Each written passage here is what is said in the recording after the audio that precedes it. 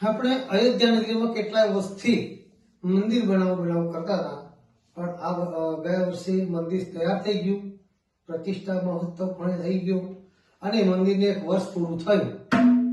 તો એ વર્ષગાંઠ ઉજવવા નિમિત્તે ત્યાં મહોત્સવ ઉજવવાનો છે, તો એનું મેં એક ગીત બનાવ્યું છે. મને લાગ્યું કે સારું કોઈ ગીત નતો બનાવવા દો, તો એક ગીત બનાવ્યું છે અને એ ગીત રજૂ કરું છું. તમને ગમે તો લાઈક કરજો, સબસ્ક્રાઇબ કરજો. રેડી. અયોધ્યા નગરમાં તમે એક વાર